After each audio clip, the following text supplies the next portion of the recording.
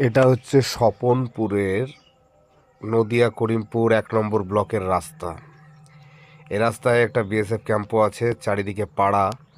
এই রাস্তার এতটাই খারাপ অবস্থা যে আপনারা দেখতে পাচ্ছেন। এই রাস্তার মাথাটা পুরাতন চামনার হাই স্কুল আছে, ওইদিকে গিয়ে ওঠে। এবং ও মাসি, এখানকার রাস্তা এত খারাপ কেন? বাপমা নয় নাকি? কেউ ঠিক করে দেয় না?